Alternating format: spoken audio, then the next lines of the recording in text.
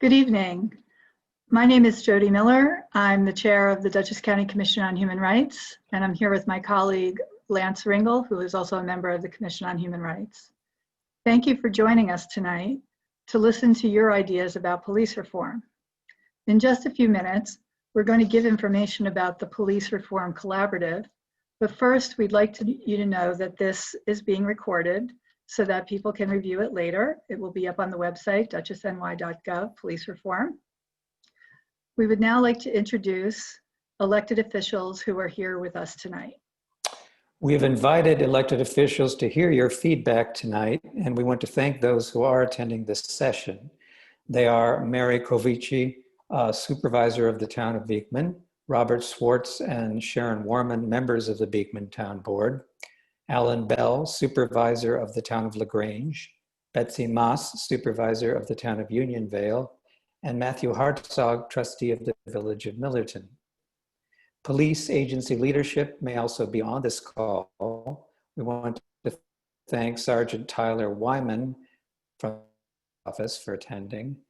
We are all here to listen to your ideas about police reform. I'd also like to thank our ASL interpreters from Mid-Hudson Interpreter Services, a program of Taconic Resources for Independence. I want to add that forums in Spanish will be held on Tuesday, September 29th from 6 to 8 p.m., Thursday, October 1st from 6 to 7:30 p.m., and Saturday, October 3rd from 3 to 4:30 p.m. Information about these forums, including registration information, is on the website dutchessny.gov/policereform. Thank you, Lance. So I'd like to give an overview about why we are here tonight. Both the President and the Governor have issued executive orders that require police reform. Governor Cuomo's Executive Order 203 requires every municipality that has a police agency in New York State to create a police reform plan. Each municipality with a police agency, including the Dutchess County Sheriff's Office, must create a plan that covers all of the policy areas in Executive Order 203. The county is leading a collaborative process that includes municipal leaders, police agencies, criminal justice council stakeholders, and community stakeholders to review research, best practices, and community feedback to create a plan that can also be used by individual municipalities with police agencies to inform their reform plan. This meeting tonight is part of this collaborative process. Municipalities can use all, some, or none of the county's plan. It will be up to each municipality to decide what is included in that municipality's plan. Once the municipality has their draft plan, they must get public comment on it, create a local law or resolution to adopt and implement the plan, and send the final plan to the Director of the New York State Budget's Office by April 1st, 2021.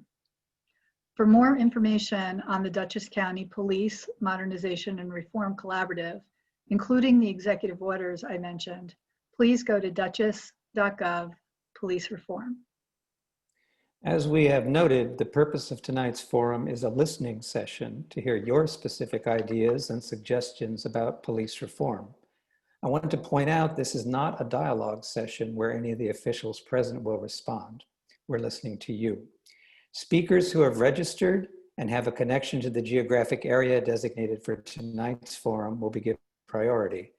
If there is time left, we will ask anyone else who would like to speak to raise their hand and moderators will call on you.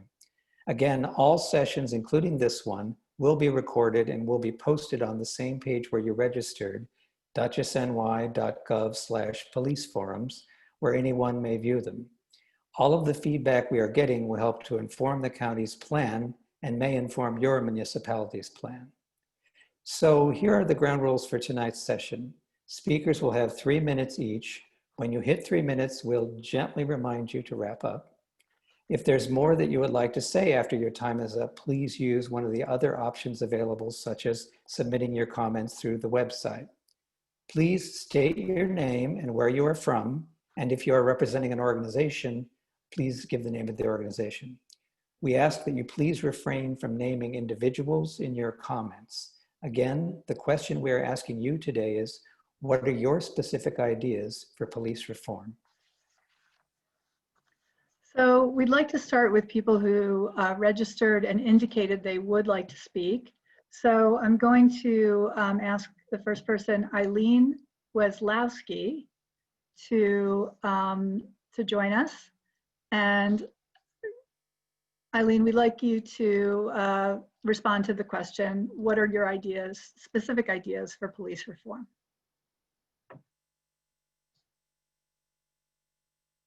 So you're great. Are you hearing me? We are. Oh, great. Okay.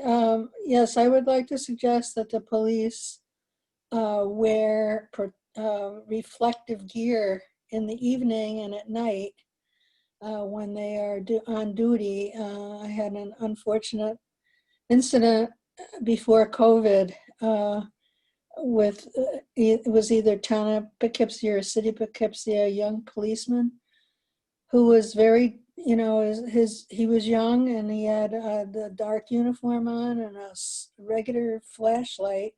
He was way up ahead and flashing the light. I thought he was motioning me to come, even though before that the traffic was supposed to turn around. And I didn't see, but he had moved up next to my car on the left, and he started screaming that I almost ran over him, and naturally I didn't want to do that. I had no idea he was there. So anyway, my suggestion is that they wear reflective gear and have reflective cones and other indications of kind of what's going on. Okay, so really having that reflective gear, reflective cones, you didn't want to hit him, and having that that reflective gear on would have been helpful. So thank you, Eileen. Thank you very much. Okay, so we'll move on to our next speaker, which is Susan Budai. And Susan, are you with us?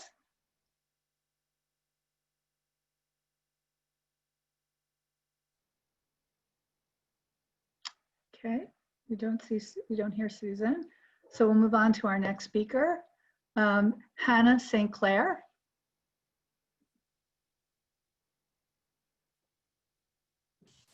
Hello.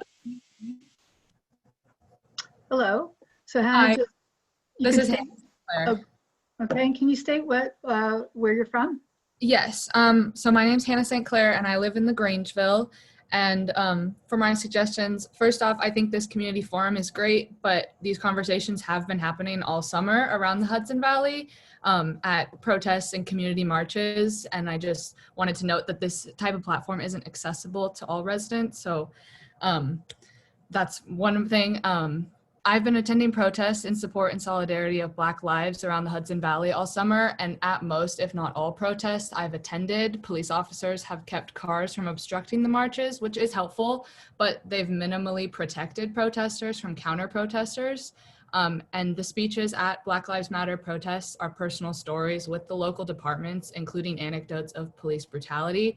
So if change is going to happen, representatives from the sheriff's department should be present to listen to our communities when they are quite literally screaming for change, and not only when they can attend an online forum. I attended a protest in Pleasant Valley on July 18th where Black Lives Matter and Back the Blue counter-protesters clashed, and I recently received an email about the arrest decisions for that protest by the Dutchess County Sheriff's Office after I and many other protesters in attendance reported the verbal and physical assaults we experienced and witnessed. And even though arrests were not made that day, that protest still led to the trauma, both physical and emotional, of local children and parents. And that email also stated that operational changes will be occurring at the sheriff's office that will affect future protests. So I'm curious if more police presence will stay to hear the stories of our neighbors and community members who have different lived experiences. And historically, police reform means putting more money into police and sheriff's departments and adding a few new trainings, but this is not sustainable. So money doesn't need to go to a new jail or training programs. Money needs to go directly to crime prevention and police alternatives. Instead of a police officer responding to a nonviolent, non-criminal call, emergency responders trained in de-escalation should be sent to the scene.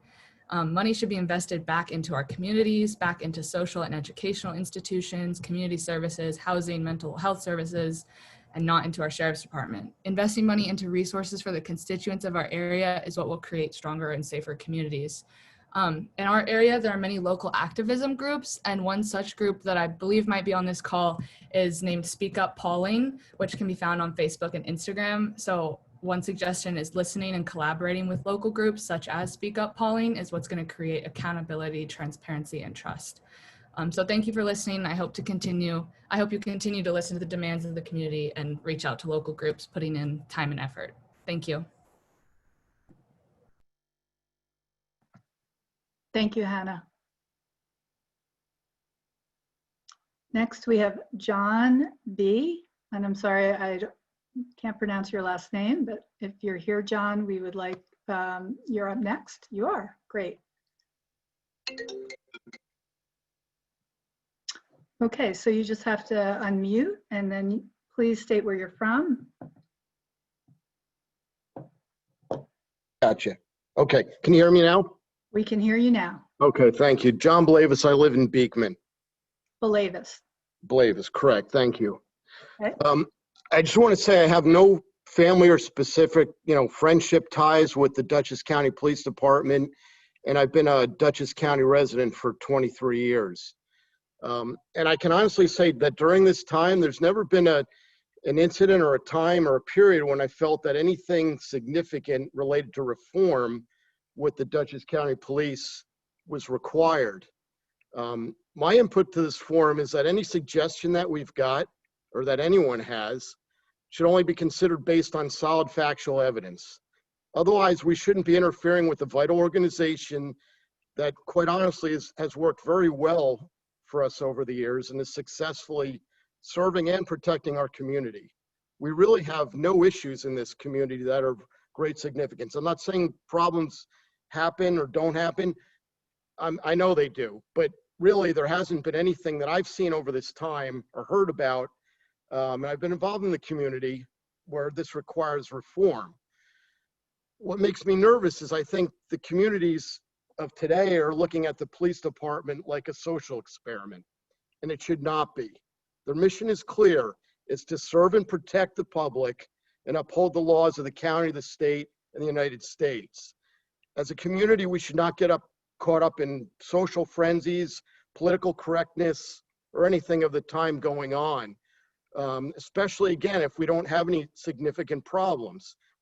Doing any of this and attempting to apply unnecessary changes to the police departments at the least is going to create inefficiency. And more importantly, I think it distracts the police and then creates potential danger not only for them, but also the public they serve. My real question is, what have we seen in Dutchess County that creates a real need for reform? I would say that the woman who made the suggestion about the reflective clothing, those kind of things make sense to me. And I think that's practical. But what I'm more worried about is that we've got a political agenda that's really been sent down from Albany, and it's going to force us to do something to alter the organization. And we've got a well-functioning organization here, and maybe it needs to be finely tuned, but nothing significant should happen.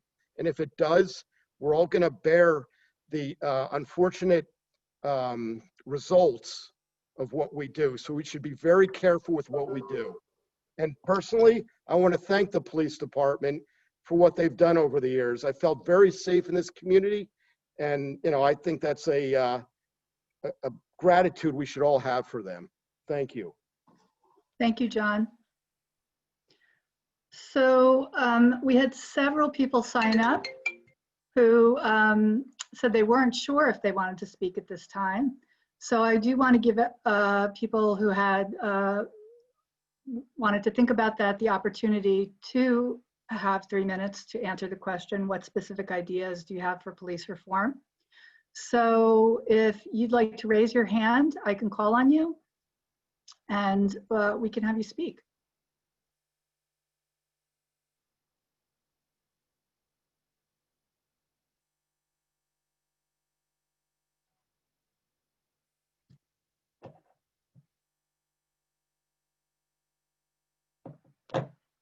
There is the raise hand, the function. What? Oh, okay, great. Let's see here. Okay, so let's go. We have Karen Zakowski.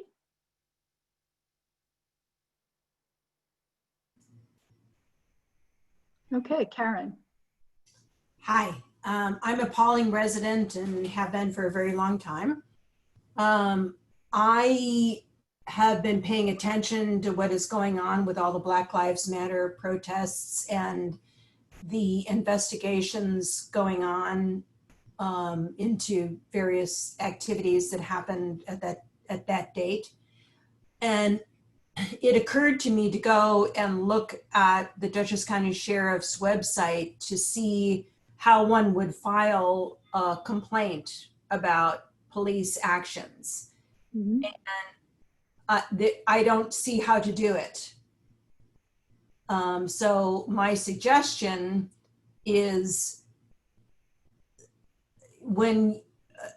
also to back up, Pawling doesn't have its own municipal police force. We rely on the Dutchess County Sheriff's Department for our general police enforcement.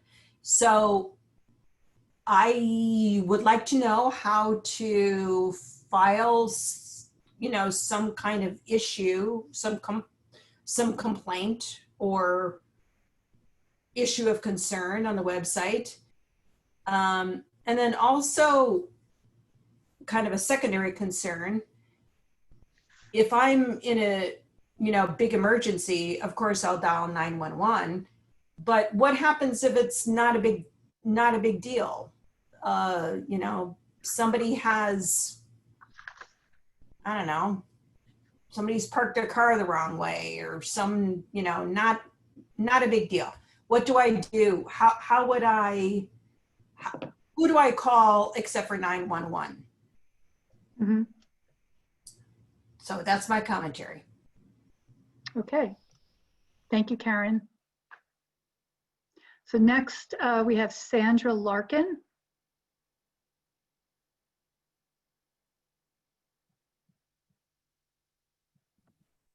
Hi, how are you? Hi, Sandra. Sandra Larkin, I live in Salt Point. First, I would like to say that I am very pleased and content with both the Sheriff's Office and the state troopers personally. I have no complaints against them. I do support them. But I would also like to say to Heather St. Clair, an apology from the town of Pleasant Valley, because I do know what happened at that, and it just was insane.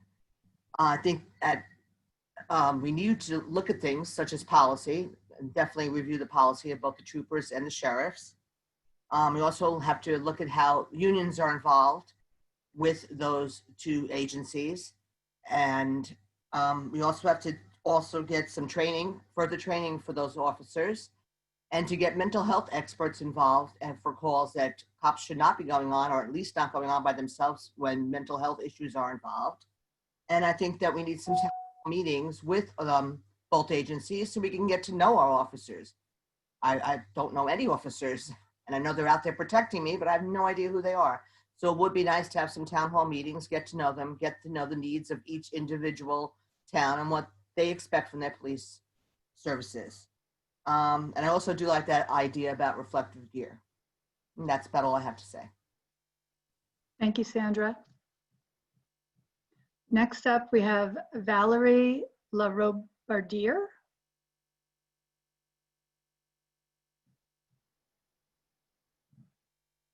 Okay, Valerie, It's not taking. Okay, can you hear me?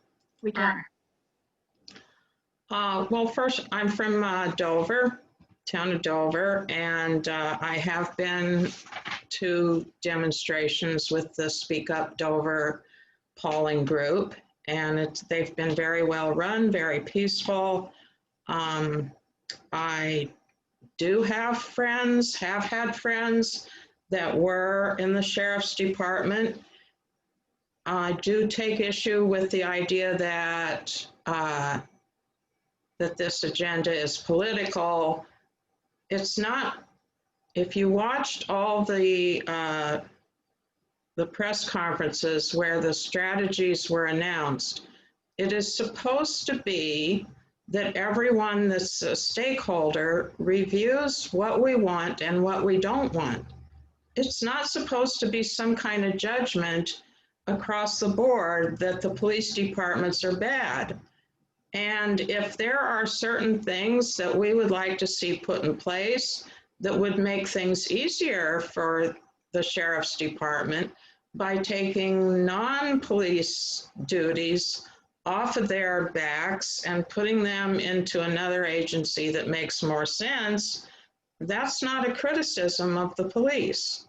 So I just think that we have to have an open mind. We have to not get our backs up and say, this is a criticism, this is an indictment, this is a political agenda.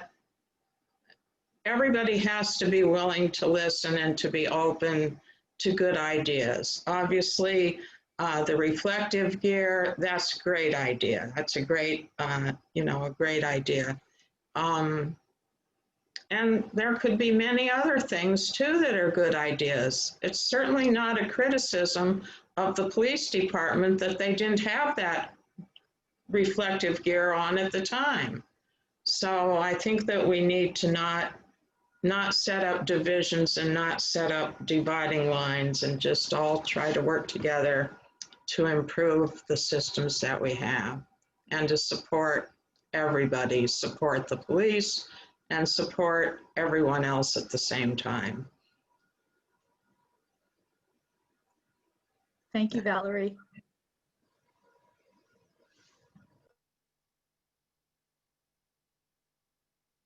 Okay, next up we have Royal Parker.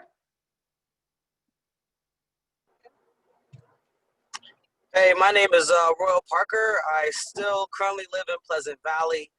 I'm on the Executive Order 203 Committee for Dutchess County. I wanted to thank everybody that's taken the time out of their day and their life to tune in and, be here for this.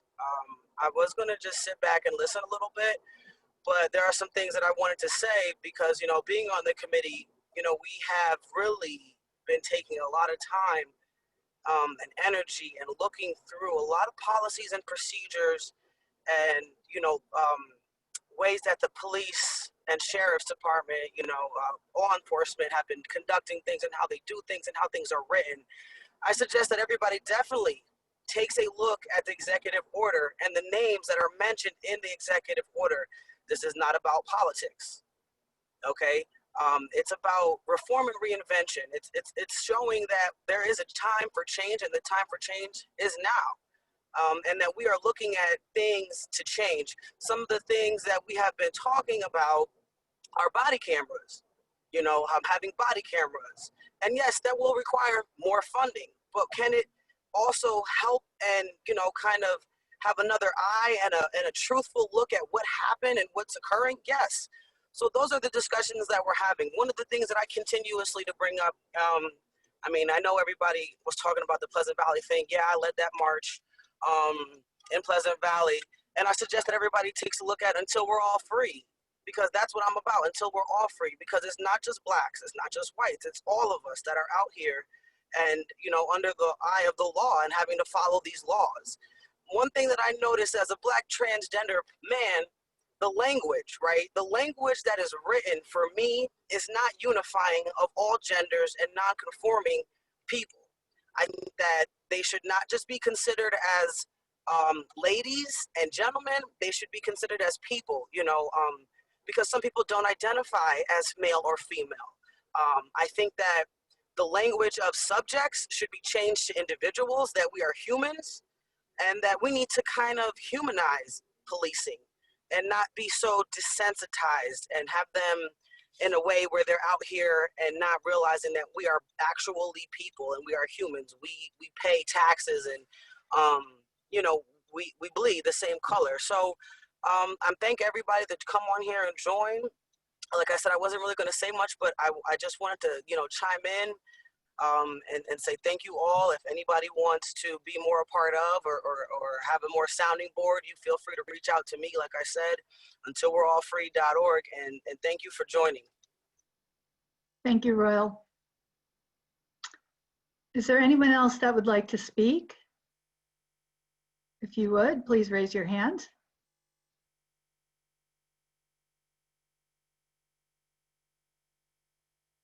We're asking people to weigh in on the question, what are your specific ideas for police reform?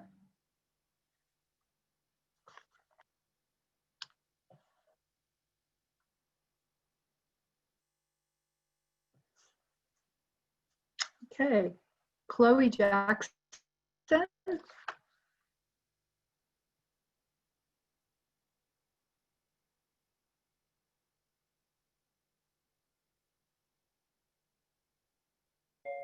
you hear me? Yes. I'm gonna turn my video off. So I am from Pawling, New York. I am actually one of the organizers of Speak Up Pawling Dover.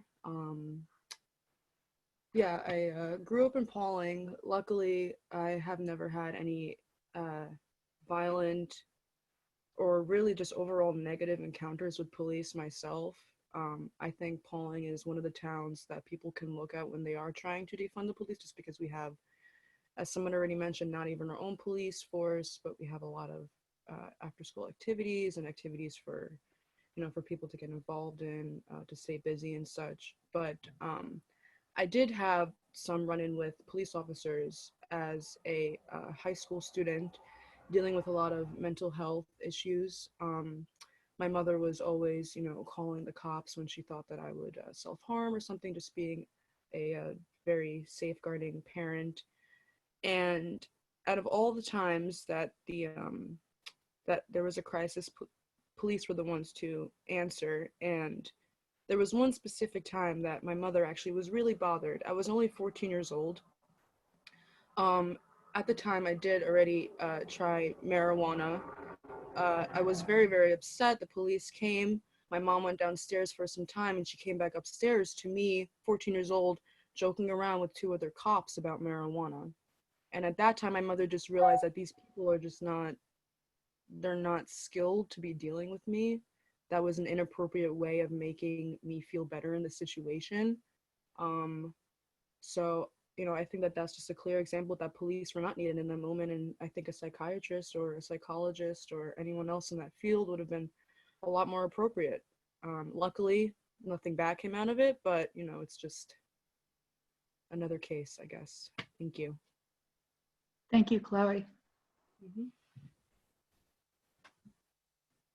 We still like to speak and respond to the question, what are your specific ideas for police reform? We'd like to hear them. Just, you can raise your hand.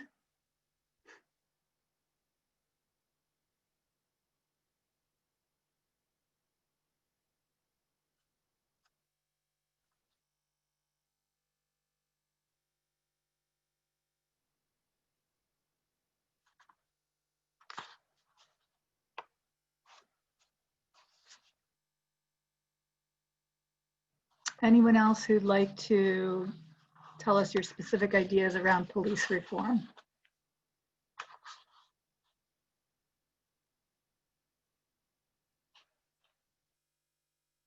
Okay.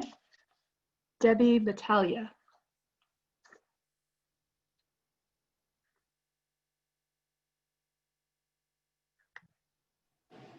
Hi. Hi, Debbie. Hi. You actually pronounced my name correctly. Good for you.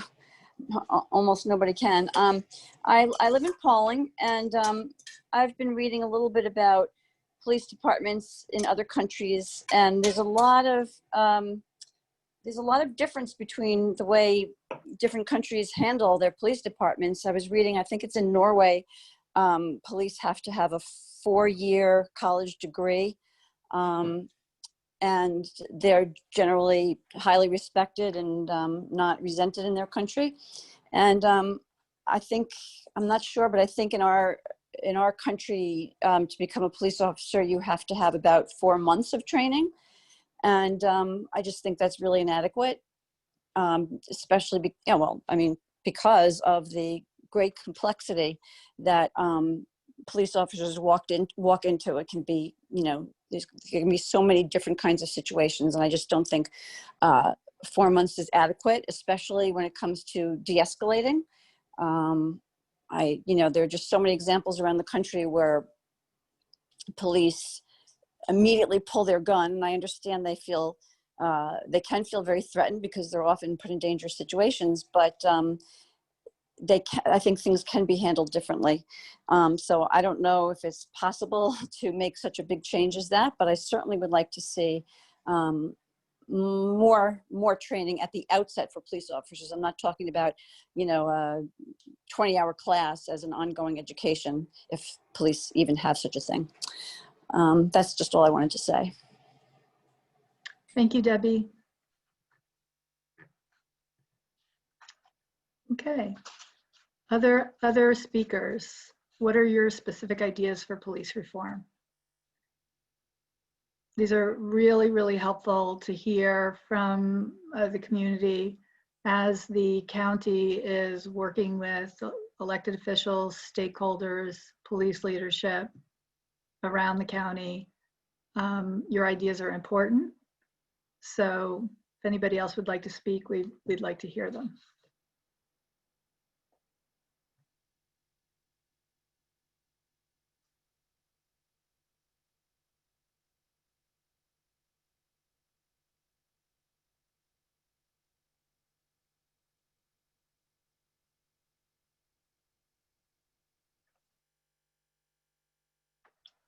Okay.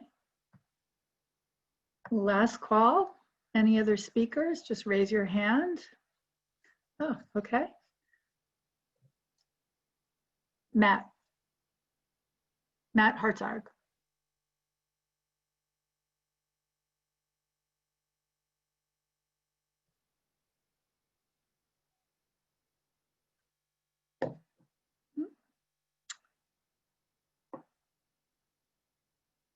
Matt, did you want to give an idea on police reform?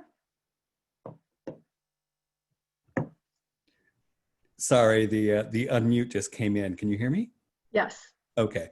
I just wanted to say I work with Assemblymember Dee Dee Barrett, and we are here listening and think that these forums are a great idea, and just wanted to let you know that we're here and want to know what everybody's thinking.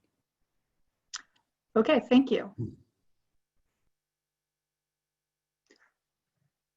Anyone else, not an elected official, who might have some ideas about police reform?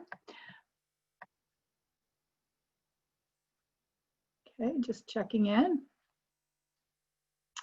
Yes, so as Matt Hartzog just said, we have several elected officials that we introduced earlier at the beginning. We have some people listening in by phone. We don't know who everyone is. But again, this feedback is really important to us. So anyone else would like to raise your hand and speak for a minute on your specific ideas for police reform?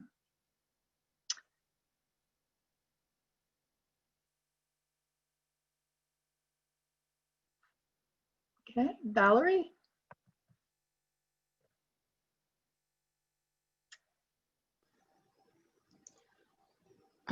Okay, this isn't a specific idea, but I sent this around to several people in the last couple of days, and I don't know if they're on now, they're listening, why they're not chiming in, but I think a lot of people feel a little awkward about speaking in public like this, and I'm wondering if there any kind of plan to take comments via email, because that way maybe people that are feeling a little shy, don't want to speak, maybe they can. And also, you know, I realize I have a few ideas that I would need to refer back to some of the things that I've been collecting to phrase them properly. So, you know, I'm not really ready to say that myself too, but I think it would be good if we had a way to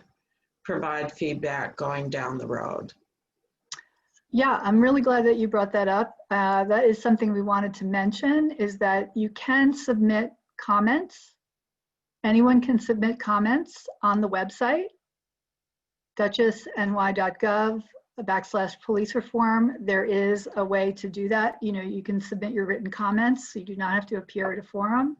Or if you have additional comments, follow-up comments from tonight, or as you said, Valerie, things that you want to, you know, go back and refer to, that's a way to do that, is to submit your comments via the website. So I want to give one last call for anyone who wants to speak, who hasn't spoken yet, on specific ideas for police reform.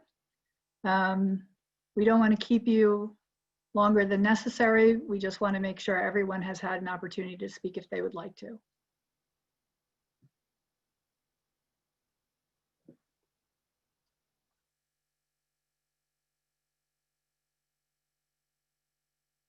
Okay, I'm going to turn it back over to Lance.